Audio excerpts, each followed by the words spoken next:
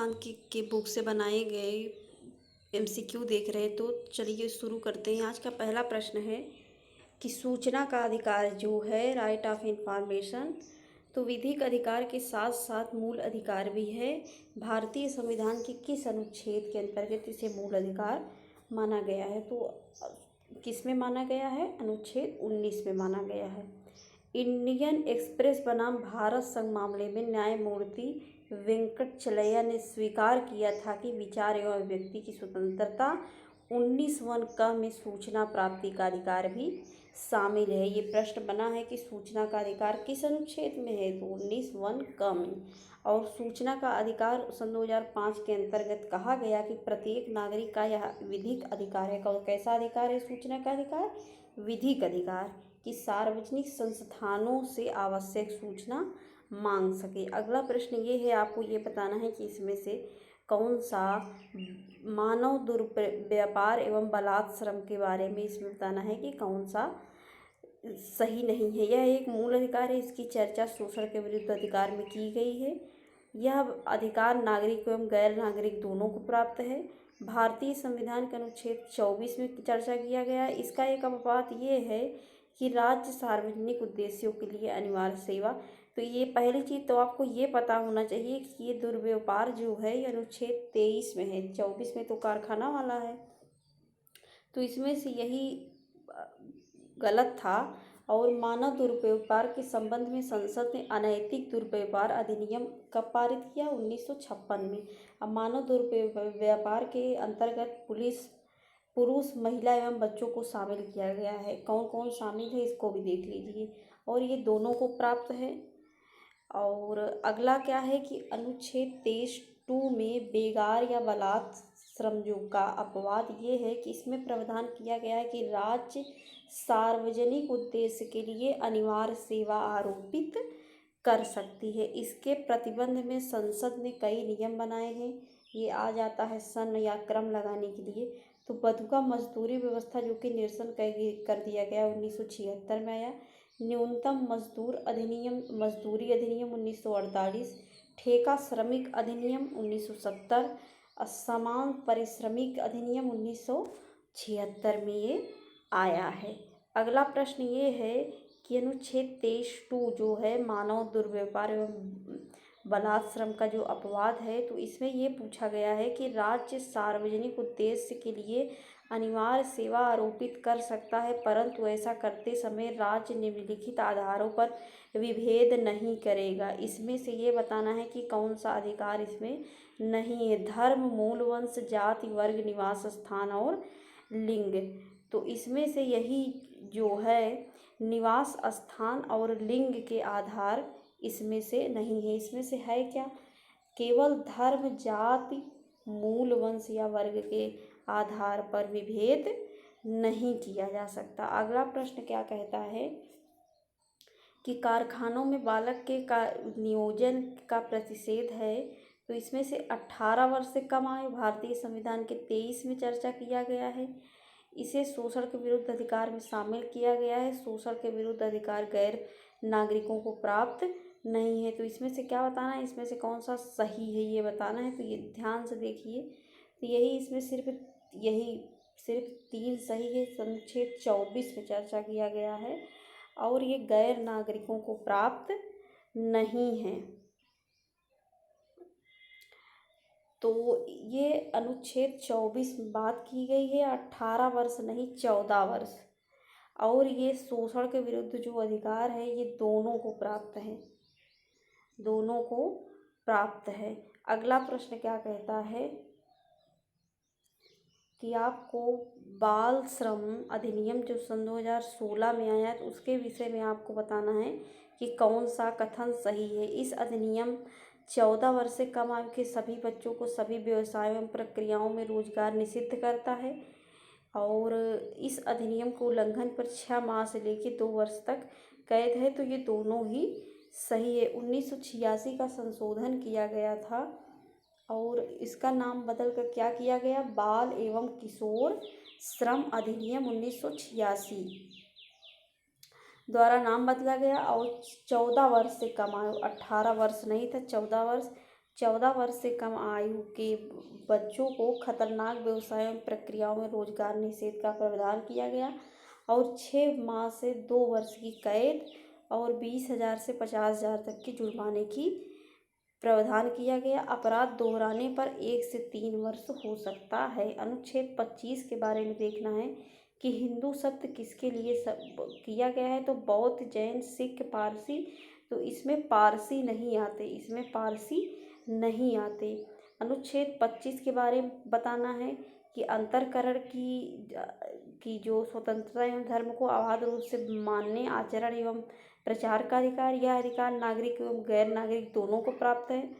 15, 16, 19, 29, 30 यही सिर्फ इंडियन को सिर्फ प्राप्त है। कृपाण धारण करना एवं लेकर चलना धर्म सिख को मानने का अंग होगा। तो ये दो सब सही है, इसमें सब सही है। यह जो अधिकार है नागरिक एवं गैर नागरिक दोनों को प्राप्त है, क्योंकि 15, 16, 19, 29, 30 ही सिर्फ भारतीयों को प्राप्त है और सब जितने बच जाते हैं वो दोनों लोगों को प्राप्त है। अनुच्छेद 25 में क्या है कि ऐसी धार्मिक स्वतंत्रता किसके अधीन आएगी? धार्मिक लोक व्यवस्था, स्वास्थ्य, सदाचार, मानववाद। तो इसमें से सिर्फ लोक व्यवस्था के अंतर्गत आएगी। भारतीय संविधान का जो अनुच्छेद 25 है कि जो अंतःकरण की स्वतंत्रता, धर्म को अबाध रूप से मानने, आचरण एवं प्रचार करने की स्वतंत्रता प्रदान करता है, तो ऐसी धार्मिक स्वतंत्रता लोक व्यवस्था के अंतर्गत अधीन आती है। इसमें कहा गया है कि लोक, फिर से देखिए तो इसमें लोक व्यवस्था, स्वास्थ्य और सदाचार तीनों आएगा, सी सही है। इसमें मानववाद नहीं आएगा, इसमें मानववाद नहीं आएगा। तो किसके आधार पर आएगा? लोक व्यवस्था, सदाचार और स्वास्थ्य। अब आपको विचार करना है और बताना है अनुच्छेद 26 के बारे में कौन सा सही है। जंगम और स्थावर संपत्ति के अर्जन और स्वामित्व का अधिकार, धार्मिक संस्थाओं की स्थापना एवं पोषण, राज्य से मान्यता प्राप्त शैक्षिक संस्थान में धार्मिक शिक्षा या उपासना उपस्थित होने संबंधित स्वतंत्रता, और राजनीति से पूर्णतः पोषित किसी शैक्षिक संस्थान में धार्मिक शिक्षा से। तो इसमें से ध्यान से देखिए तो सिर्फ दो ऊपर के दो सही हैं, क्योंकि ये शैक्षणिक वाला जो है जो ये 29, 30 में आता है। इसमें किसकी किसकी स्वतंत्रता है? अनुच्छेद 26 में धार्मिक संस्थाओं की स्थापना एवं पोषण, अपने धर्म विषय कार्यों का प्रबंधन, जंगम एवं स्थावर संपत्ति का अर्जन एवं स्वामित्व, ऐसी संपत्ति का विधि के अनुसार प्रशासन हो। और अनुच्छेद 28 में क्या आता है कि राजनीति से पूर्णतः पोषित किसी शिक्षा संस्था में कोई धार्मिक शिक्षा नहीं दी जाएगी, और ऐसी शिक्षा संस्था जिसका प्रशासन राज्य करता है परंतु ऐसे विन्यास या न्यास के अधीन स्थापित हुई हैं, तो जिसके अनुसार उस संस्था में धार्मिक शिक्षा देना आवश्यक है, धार्मिक शिक्षा दी जा। राज्य से मान्यता प्राप्त या राज्य निधि से सहायता प्राप्त शिक्षा संस्था में धार्मिक शिक्षा या उपासना में उपस्थित होने के लिए बाध्य नहीं किया जा सकता, और जब तक कि उसके या उसके संरक्षक में सहमति न हो। अनुच्छेद 27 में क्या कहा गया है कि किसी भी व्यक्ति को किसी विशिष्ट धर्म या धार्मिक संप्रदाय की अभिवृद्धि या पोषण में व्यय करने के लिए करों के संदाय हेतु बाध्य नहीं किया जा सकता। अब आपको बताना है कि इसमें से धार्मिक स्वतंत्रता के अधिकार में क्या आता है? धर्म प्रचार करने का अधिकार, सिखों को कृपाण धारण करने का अधिकार, राज्यों को समाज सुधारक विधि निर्माण का अधिकार, धार्मिक निकायों को लोगों का धर्म परिवर्तन तो इसमें हो नहीं सकता, और यही 1, 2, 3 सही होगा। तो इसको अभी हम एक्सप्लेन कर चुके हैं। अनुच्छेद अब 29 के बारे में आपको बताना है कि जो राज्य द्वारा पोषित या राज्य निधि से सहायता प्राप्त किसी शिक्षण संस्था में प्रवेश से किसी भी नागरिक को निम्नलिखित आधार पर वंचित नहीं किया जा सकता। किसके आधार पर? धर्म, जाति, मूल, वंश, भाषा, लिंग। तो इसमें से लिंग को हटा दीजिए तो और सब शामिल है। कौन कौन शामिल है इसमें? मूल, वंश, जाति, धर्म और भाषा। धर्म और भाषा। तो 1 2 3 4 धर्म, जाति, मूल, वंश और भाषा। अगला प्रश्न क्या है? भारतीय संविधान मान्यता देता है तो धार्मिक एवं भाषाई अल्पसंख्यक को अनुच्छेद 30 के अंतर्गत देता है। इसमें आपको मैचिंग कराना है। हम डायरेक्ट चलेंगे एक्सप्लेनेशन पर। इसमें अनुच्छेद 29(2) में क्या कहा गया है कि राज्य द्वारा पोषित या राज्य निधि से सहायता प्राप्त शिक्षा संस्था में किसी भी नागरिक को केवल धर्म, मूल, वंश, जाति या उनमें से किसी भी आधार पर वंचित नहीं किया जा सकता। नियोजन के बारे में 16 में रहता है तो राज्य के अधीन किसी नियोजन या पद के संबंध में केवल धर्म, मूल, वंश, जाति, लिंग, उद्भव। देखिए क्या क्या, ये भी याद होना चाहिए क्या क्या आधार है? धर्म, मूल, वंश, जाति, लिंग, उद्भव और जन्म स्थान और निवास। इसके आधार पर वंचित विभेद नहीं किया जा सकता। अनुच्छेद 23 में क्या कहता है? राज्य सार्वजनिक उद्देश्य के लिए अनिवार्य सेवा आरोपित करते समय केवल धर्म, मूल, वंश, जाति या वर्ग के आधार पर विभेद नहीं किया जा सकता। अब 15 में क्या है कि मूल, वंश, जाति, लिंग, जन्म स्थान या इनमें से किसी भी आधार पर विभेद नहीं किया जा सकता। अगला प्रश्न भी हमको मैचिंग कराना है और लगभग हम सब ये सब अनुच्छेद देख भी चुके हैं। 29 है अल्पसंख्यक के हितों के बारे में है। 29(1) में है कि इन्हें अपनी विशेष भाषा या लिपि या संस्कृति को बनाए रखने का अधिकार है। अनुच्छेद 30 कहता है कि अल्पसंख्यक वर्गों को शिक्षण संस्थानों की स्थापना करने का अधिकार है।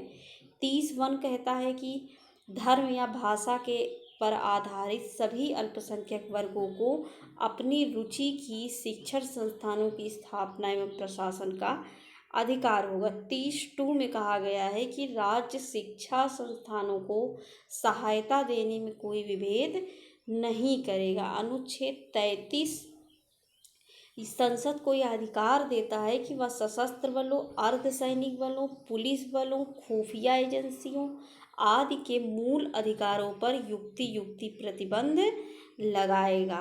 और संसद द्वारा निम्नलिखित जो कानून बनाएंगे, सैन्य अधिनियम कब आया? 1950। नौसेना, वायुसेना ये सब 1950। पुलिस बल अधिनियम 1966। और अनुच्छेद 34 क्या कहता है कि संसद को यह अधिकार देता है कि देश में जहाँ कहीं भी मार्शल लॉ या सेना विधि लागू हो, मूल अधिकारों पर प्रतिबंध लगा सकता है। अब हम भाग 3 में जो मूल अधिकार का प्रावधान है तो इसमें से आपको बताना है कि कौन सा कथन सही है। तो इसमें से अनुच्छेद 33 के द्वारा बनाई गई विधि को किसी न्यायालय में चुनौती नहीं दी जा सकती, ये ठीक है। और ये 29-30 जो संस्कृति एवं शिक्षा का अधिकार है ये केवल नागरिकों को प्राप्त है, गैर नागरिकों को नहीं। अनुच्छेद 35 के अधीन केवल संसद विधि बना सकती है, राज्य विधानमंडल को अधिकार नहीं है। और अनुच्छेद 33 में क्या है कि संसद द्वारा बनाए गए अधिनियम को किसी न्यायालय में चुनौती नहीं दी जा सकती, ये मूल अधिकार का अपवाद भी है। अनुच्छेद 34 क्या कहता है कि संसद द्वारा क्षतिपूर्ति अधिनियम को किसी न्यायालय में केवल इस अवसर पर चुनौती नहीं दी जा सकती कि वह किसी मूल अधिकार का उल्लंघन है। अनुच्छेद 32 क्या कहता है कि निर्मित संसदीय विधि कोर्ट मार्शल को उच्चतम या उच्च न्यायालय के रिट क्षेत्राधिकार से अपवर्जित करती है। इसमें से आपको बताना है कि कौन सा कथन असत्य है। तो उद्देशिका को भारतीय संविधान का हृदय कहा जाता है। डॉक्टर अंबेडकर ने संवैधानिक उपचार के अधिकार को संविधान का हृदय कहा तो ये सही है। उच्चतम न्यायालय की तुलना में उच्च न्यायालय को रिट निकालने की शक्ति अधिक है तो ये भी सही है। और उच्चतम न्यायालय एवं उच्च न्यायालय अनुच्छेद 32 के तहत रिट निकालते हैं तो डी इसमें गलत होगा, क्योंकि दोनों का अनुच्छेद अलग है। अनुच्छेद 32 के तहत उच्चतम न्यायालय और अनुच्छेद 226 के तहत क्या उच्च न्यायालय करता है। प्रस्तावना को भारतीय संविधान की आत्मा कहा है, बट अंबेडकर जी ने संवैधानिक उपचारों के अधिकार को कहा है। इन्होंने क्या कहा कि एक अनुच्छेद जिसके बिना संविधान अर्थहीन है, यह संविधान की आत्मा एवं हृदय है। और 5 प्रकार की रिट उच्चतम न्यायालय निकालती है, जबकि उच्च न्यायालय इसके अतिरिक्त अन्य रिट भी निकाल सकती है। इसको याद रखिए कि उच्चतम न्यायालय से ज़्यादा उच्च न्यायालय की रिट निकालने की शक्ति में शक्ति ज़्यादा है। और संसद को यह शक्ति है कि विधि बनाकर किसी न्यायालय को रिट निकालने की शक्ति प्रदान कर सकती है, परंतु संसद ने अभी तक ऐसी कोई विधि नहीं बनाई है। संसद को यह शक्ति है कि विधि बनाकर किसी न्यायालय को रिट निकालने की शक्ति प्रदान कर दे, लेकिन अभी तक ऐसा किया नहीं। अब मूल अधिकार भारतीय सर्वोच्च न्यायालय का अनन्य या मूल क्षेत्राधिकार नहीं है। ये भी फैक्ट बना है कि मूल अधिकार भारतीय सर्वोच्च न्यायालय का मूल क्षेत्राधिकार है कि नहीं तो नहीं है, परंतु कोई व्यक्ति इसका उल्लंघन करने पर उच्चतम न्यायालय में जा सकता है। अब आपको बताना है कि भारतीय संविधान में संपत्ति के अधिकार में इसमें से आपको ये बताना है कि कौन सा सही है। तो इसमें यह एक संवैधानिक अधिकार है, वैधानिक भी है, मौलिक नहीं रह गया है। अब 42वां संविधान संशोधन है तो ये गलत है, 42वां नहीं था, 44वां संविधान संशोधन 1978 था। संपत्ति का अधिकार एक संवैधानिक अधिकार है, वैधानिक भी है। 42वां संविधान संशोधन जो 1978 द्वारा इसे वैधानिक बना दिया गया। और इसकी जो चर्चा है वो अनुच्छेद 301 में कही गई है। ये सारे फैक्ट विभिन्न परीक्षाओं में बन चुके हैं। संपत्ति का अधिकार एक वैधानिक है तो इसके बारे में कब चर्चा किया गया है तो अभी हम देख चुके हैं कि 44वें संविधान संशोधन 1978 के द्वारा अनुच्छेद 1949 और अनुच्छेद 31 को मूल अधिकार से हटा दिया गया। अभी हमने इसको देखा है कि 44वां संविधान संशोधन 1978 द्वारा मूल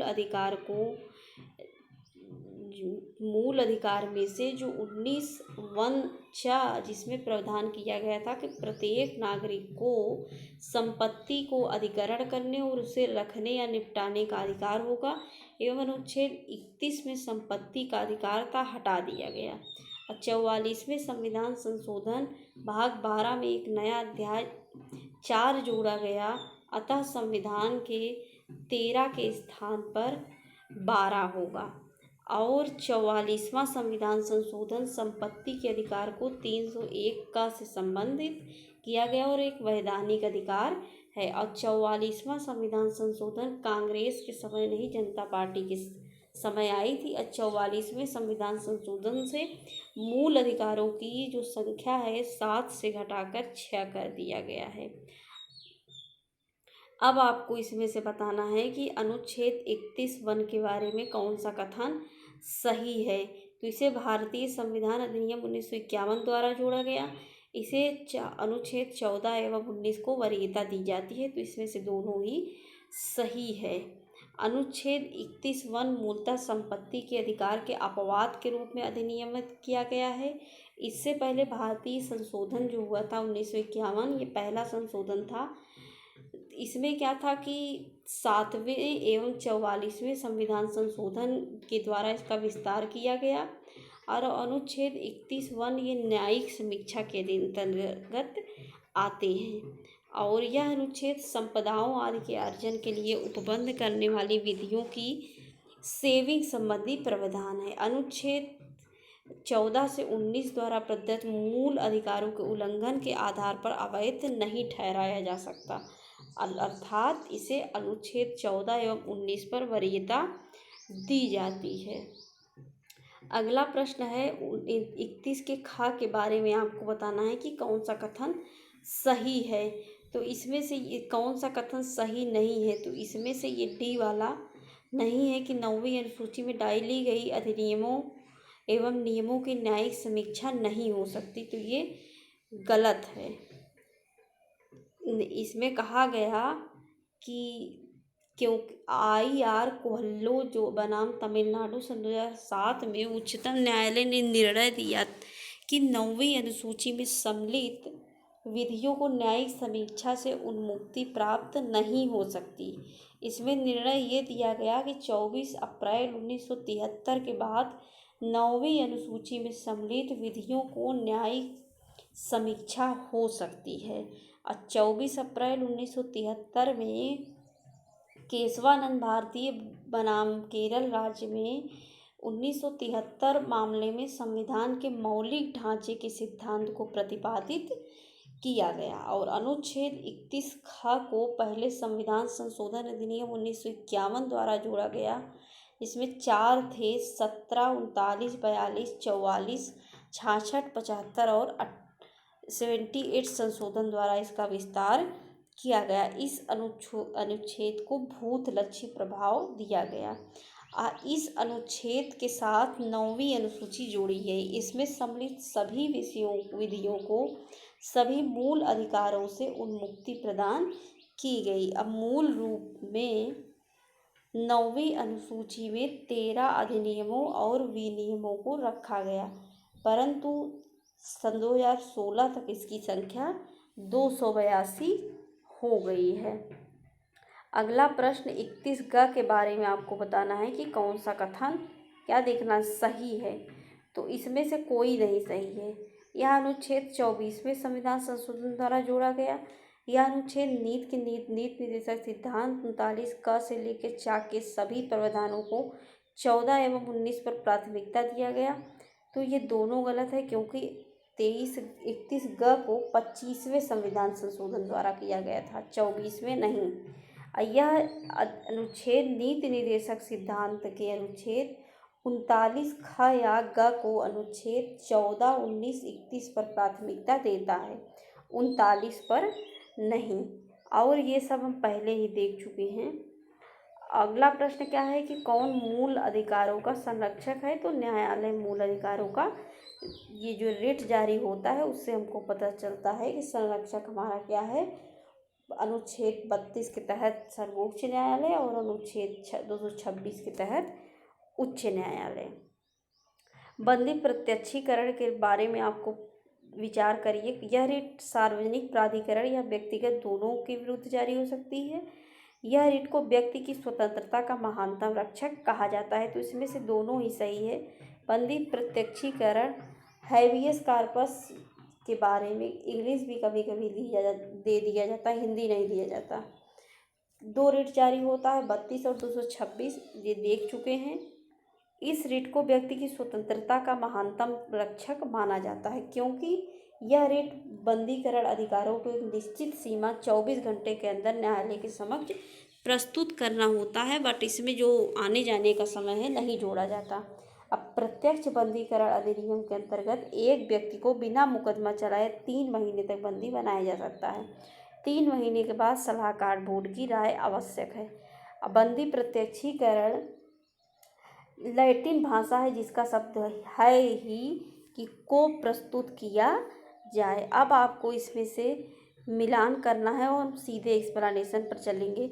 उत्प्रेषण, इसे किसी वरिष्ठ न्यायालय द्वारा किसी अधीनस्थ न्यायालय या न्यायिक निकाय को तब जारी किया जाता है जब अधीनस्थ न्यायालय अपने अधिकार क्षेत्र से बाहर जाकर निर्णय दे दिया गया हो। उत्प्रेषण प्रतिषेध क्या है? किसी वरिष्ठ न्यायालय द्वारा किसी अधीनस्थ न्यायालय या न्यायिक निकाय को तब जारी किया जाता है जब अधीनस्थ न्यायालय अपने अधिकार क्षेत्र से बाहर जाकर मामले को अपने पास रख ले और कोई अंतिम निर्णय न दे रहा हो। परम आदेश, हम आदेश देते हैं, समझ में ही आता है कि न्यायालय या रिट सार्वजनिक अधिकारों को जारी करता है जब कोई अधिकारी अपने कर्तव्यों का पालन नहीं करता है। वारंट कब होगा? अधिकार परीक्षा, न्यायालय द्वारा रिट उस व्यक्ति द्वारा विरुद्ध जारी किया जाएगा जिसने अवैध रूप से सार्वजनिक पद को ग्रहण कर लिया। इसका क्या अर्थ होता है? आपकी नियुक्ति का आधार क्या है? अधिकार परीक्षा का अर्थ क्या है? आपकी नियुक्ति का अधिकार क्या है? इसमें से आपको सही बताना है कि भारत रिट मूल अधिकार रिट निकालने की शक्ति अनुच्छेद 32 देखे हैं, सही है। उच्च न्यायालय को 226, ये भी सही है। सर्वोच्च न्यायालय की यह शक्ति है कि अनुच्छेद 32 के तहत किसी अन्य न्यायालय में रिट निकालने दे सकता है। तो इसमें से तीनों ही सही है। अनुच्छेद 32 को अपने आप में एक मूल अधिकार है। अनुच्छेद 32 क्या है? एक मूल अधिकार है। इसलिए सर्वोच्च न्यायालय अपने रिट न्याय क्षेत्र को नकार नहीं सकता, जबकि अनुच्छेद 226 के तहत उच्च न्यायालय रिट निकालने से मना कर सकता है, क्योंकि रिट निकालना उच्च न्यायालय का विवेकाधिकार है। कैसा अधिकार है? विवेकाधिकार है। तो इसमें से देखिए क्या था, सर्वोच्च न्यायालय की यह शक्ति है कि अनुच्छेद 32 के तहत किसी अन्य न्यायालय को भी रिट निकालने का अधिकार दे सकता है, तभी तो रिट निकलती है उच्च न्यायालय में। अगला बताना है कि मूल अधिकार के संरक्षण में जारी की गई रिट के बारे में कौन सा कथन गलत है। तो इसमें से आप डायरेक्ट देखिए कितना बोला जाए, वही चीज़ तो बार बार बहुत सारी आ जाती है। तो सी नहीं सही है। सी में क्या था देख लें। परम आदेश रिट सार्वजनिक अधिकारियों एवं निजी या इकाई के विरुद्ध जारी की जा सकती है, तो ये गलत है। और प्रतिषेध रिट केवल न्यायिक और अर्ध न्यायिक दोनों में जारी की जा सकती है, तो ये सही है। अब बंदी प्रत्यक्षीकरण रिट सार्वजनिक, प्राधिकरण और व्यक्तिगत दोनों में किया जा सकता है।